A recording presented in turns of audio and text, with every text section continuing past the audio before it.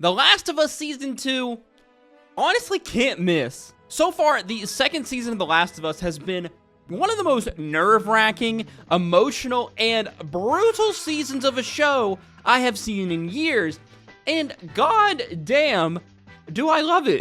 Hello everyone, I'm Finn. Welcome back to Finn Films. Join me today as once again we are discussing this week's episode of The Last of Us, the newest episode of The Last of Us, The Last of Us Season 2, Episode 5, in a nutshell.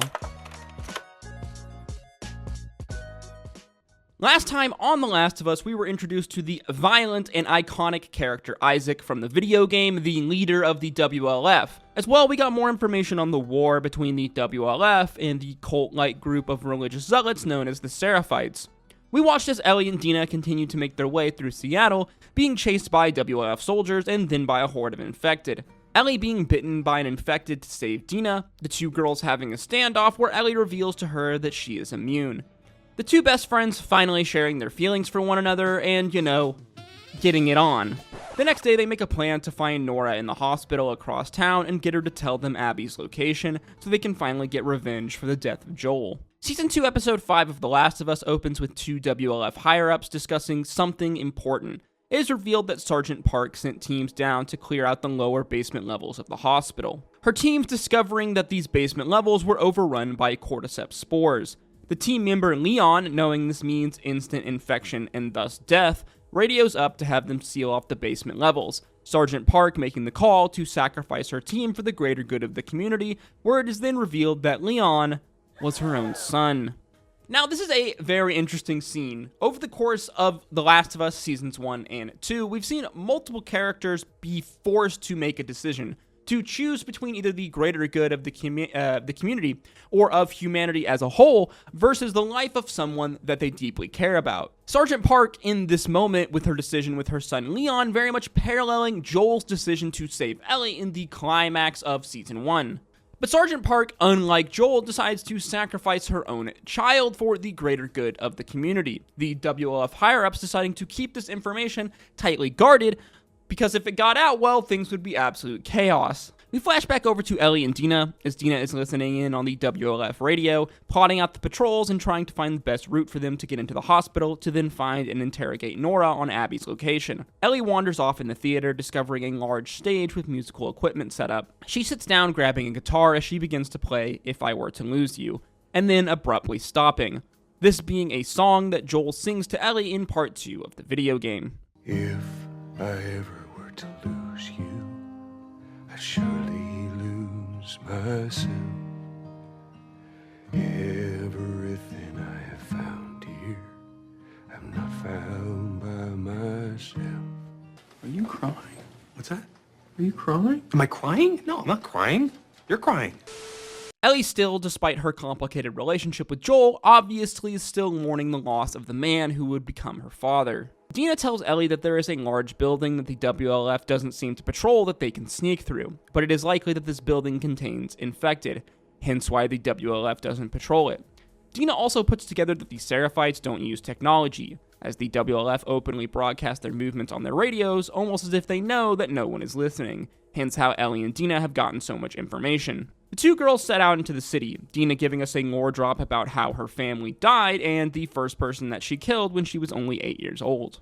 Dina telling Ellie that whatever Joel did to make Abby and her group want to kill him, he didn't deserve what they did to him, and she understands why Ellie, who was forced to watch this all happen, would be hell-bent on revenge. Once again, we are blasted with the primary theme of Season 2 of The Last of Us, the theme being the cycle of violence and revenge. This very much being just, again, very much spelt out for us. Ellie being desperate for this revenge, but being very wary about putting Dina at risk in the process, especially after she learned that she is pregnant.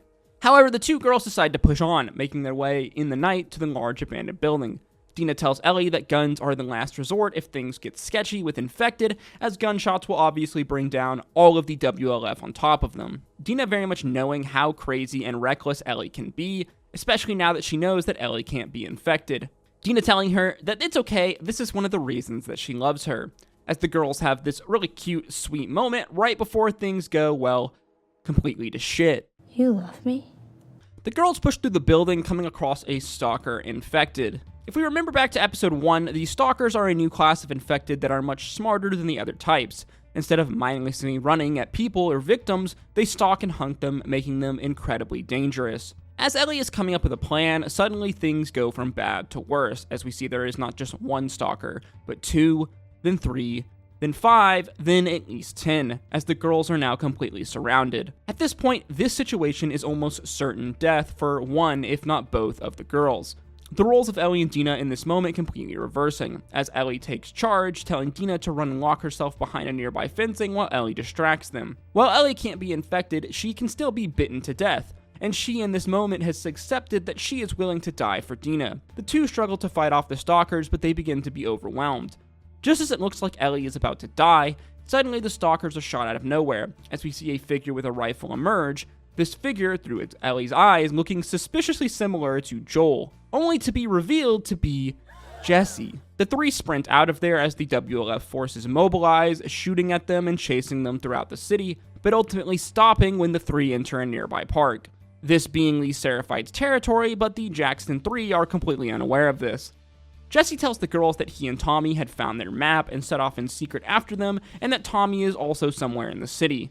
Jesse being extremely pissed at Ellie for very obvious reasons, as we now have this sort of love triangle dynamic playing out between Ellie, Dina, and Jesse. Jesse being completely unaware of Ellie and Dina's new relationship, and that Dina is carrying his baby. They push through the park until they come across a group of Seraphites who we watch brutally kill a WLF member. Yeah, if it hasn't been clear so far across The Last of Us Season 2, both the Seraphites and the WLF are extremely fucked up. There isn't really a kind of morally right side in this conflict. Both of them have completely lost the plot. As the three are hiding, Dina is suddenly shot in the leg with a crossbow, Ellie telling Jesse to carry her out of there and that she will distract the Seraphites as the group splits up. Ellie manages to evade the Seraphites hiding in a tree. She then pushes on through the park, where suddenly she sees the hospital building nearby. Ellie's desire for revenge getting the better of her, as she decides to sneak into the hospital alone. Ellie somehow manages to corner Nora alone in a room, holding her at gunpoint. Now, if we remember back to those horrible scenes earlier on in Season 2 when Joel was killed, Nora did push back against Abby, but ultimately she was the one who actually restrained Ellie and then forced her to watch Joel's brutal murder. Ellie questions her, but Nora tries to manipulate Ellie, telling her that at night sometimes she can still hear Joel's screams. And then suddenly switching up, saying that the little bitch got what he deserved, as Nora throws a bucket of chemicals or water at Ellie, taking off running, yelling to her WLF allies that an intruder is in the hospital. Ellie pursues, firing shots at Nora, until Nora suddenly finds herself at a dead end. As if we remember back to the opening scenes, multiple parts of the hospital have either been collapsed or sealed off. Nora then jumping down into the elevator shaft, making her way into the basement levels as Ellie pursues her. Finally, we get our first visuals of the basements that were teased at the beginning of the episode, as we see spores floating through the air and tendril cordyceps have claimed every surface, multiple WLF members being trapped in the walls, claimed by the cordyceps as mindless husks that continuously spread their spores. As we finally see the fate of Sergeant Park's son, Leon. Ellie pushes on through the basement as she finds Nora gasping for air, already succumbing to the infection. Nora declaring that Ellie has killed them both. Ellie smirking as again she is immune to the spores, where Nora finally realized that the stories about the immune girl are true. Ellie again pressing Nora for Abby's location. Nora once again tries to manipulate Ellie, telling her about what Joel did in the climax of Season 1, how Joel killed everyone in the hospital and ultimately murdered Abby's father in cold blood, the only doctor alive who could have ever made a cure from Ellie. Now, up until this point, the show has been very much teasing if Ellie is actually aware of this information, if she is actually aware of what Joel did in the climax of Season 1, as obviously we've seen Joel and Ellie's relationship deteriorate, the two having a major fallout over the last few years throughout, the first few episodes of Season 2 of The Last of Us, but the show has not come out and said if Ellie actually knew what Joel had done or not. Joel obviously struggling with the lie internally, as we saw him in the therapy session in Session 1. But here, finally, they drop the big reveal that Ellie has known what Joel has done, and she has known for some time now. Yet, despite this, she is still here, trying to avenge his death. Nora is still refusing to give up Abby's location, and then it's here we see Ellie make a dramatic character choice. It's in this moment that she really truly, I think, starts to embody Joel, one that fans of the video game series are intimately familiar with, as we watch Ellie pick up a metal pipe as she begins violently beating Nora to get the information out of her. The scene suddenly switching to a flashback, where we see a younger Ellie waking up in her room in Jackson as Joel greets her, and the episode ends.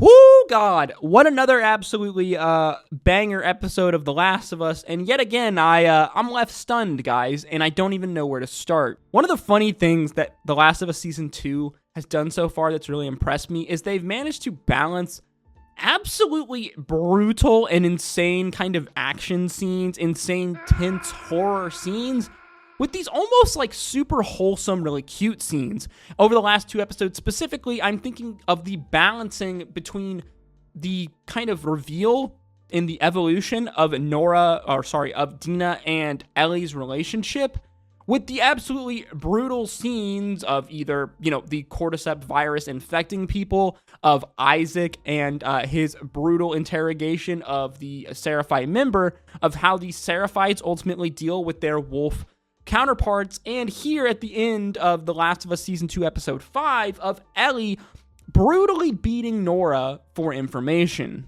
This juxtaposition of these very heartwarming scenes with these absolutely cold, brutal scenes is something that I think The Last of Us is doing extremely well, and they did well in the first season, but it's something that they are really capitalizing on, I think, in Season 2, as so far, in my opinion, Season 2 of The Last of Us has been way more brutal and fucked up than Season 1 ever was. And a big part of that, again, is the major theme for Season 2 of The Last of Us. This theme of violence, this cycle of violence in revenge. How many times have I touched on this? Basically in every single Last of Us Season 2 video that I've done so far, but I'm doing so for a reason, in that this theme is very important, as it very much embodies the entirety of our episode and so many of our characters, from obviously Abby's violence creating Ellie, Ellie's violence ultimately being the major plot of our show, all of this boiling back to Joel's major decision to save Ellie, to obviously the Seraphite War, the war between the Seraphites and the WLF, which at its core is a cycle of violence that has seen both sides absolutely deteriorate to doing horrible, fucked up things to one another. And in this episode, we see really what this corrupted cycle of violence is doing to Ellie. Over the course of The Last of Us, we've seen multiple characters, I'm thinking Joel from Season 1, do some, enhanced interrogation techniques. And now here in the climax of Season 2, Episode 5, we see Ellie find herself in a similar situation. Ellie ultimately tapping into something inside of her, this primal violence inside of her, something that we saw Joel again tap into in Season 1, Ellie ultimately making the decision, though she very much seems to know that it is wrong, to do this, being driven by anger, hate, and revenge. Again, I've touched on this previously, but Season 2, or Part 2 of The Last of Us for the video game, another major theme is this evolution of Ellie from herself into kind of fulfilling and becoming Joel in many aspects. Before Joel met Ellie, Joel was not a good man. He was a very cold, calculating, and overall violent man. A man that was willing to basically do anything in order to survive and in order to accomplish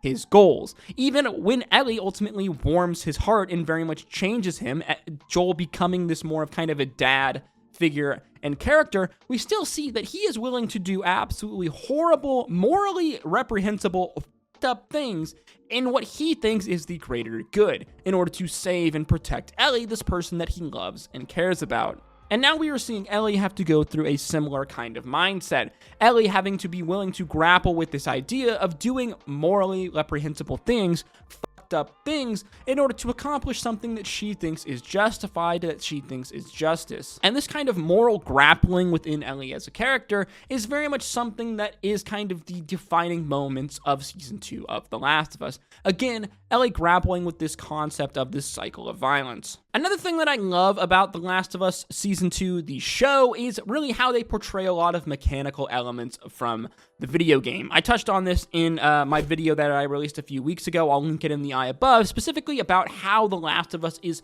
in my opinion, one of the best video game adaptation shows that I've ever seen made. Generally, when shows or movies try to adapt video games, they struggle in making it too cheesy, specifically in how they interpret a lot of the kind of video game mechanics, making it feel less like a show and a movie that is just a good story, and very much a video game movie, a video game show.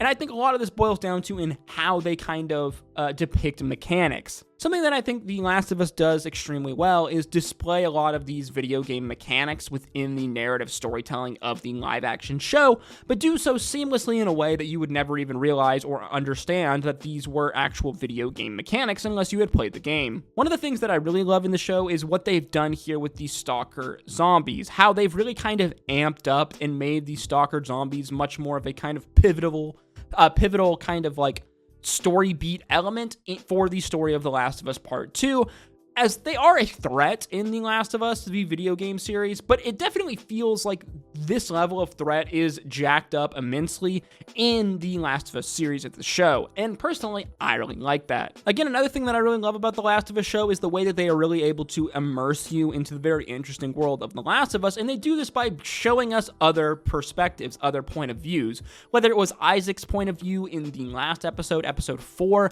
or now other WLF members, as in the opening cold opening shot for The Last of Us episode 5 for this episode with the WLF members like Sergeant Park, or even that scene from episode 3, I believe, where we got to see the Seraphite members be introduced, and the show very much kind of teasing us and throwing us a little bit of a twist by introducing the Seraphites as this kind of group that you almost feel sympathetic for, only to kind of slowly reveal the more violent, morally up nature of the war between the Seraphites and the WLFs, and that both sides of this conflict are pretty fucked up and have committed mass atrocities. While maybe at one point in this conflict, one of the sides was more morally kind of righteous, morally in the right than the other, that point was long ago, many, many years ago, and at this point, the conflict has very much devolved into just, one side trying to completely eradicate and destroy the other in a very kind of, xenophobic way. If it isn't obvious, I'm absolutely loving Season 2 of The Last of Us. This show is even better than I thought it would be. The show genuinely does surprise me with how good it is, and it especially surprised me with how absolutely fucked up it is. And man, can I not wait for next week's episode of The Last of Us, where it seems like we are going to get some teasers, some flashback teasers onto how Ellie ultimately found out about Joel's actions during the hospital in the Season 1 climax, and honestly, I can't wait to see Pedro Pascal back on The Last of Us Season 2 once again. As always, guys, though, with these videos, these are just my thoughts and opinions, so let me know your thoughts in the comment section down below. What was your favorite moment from The Last of Us Season 2 Episode 5? If you did enjoy this video, guys, please make sure you like, comment, and subscribe, as that is the easiest way to support me, and it really does go a long way in putting these videos into the algorithm. If you did enjoy this video, then want to check out some of my other content on screen now. As always, I hope to see you in the next one. Stay safe out there, guys. Until next time, peace, love, Adu.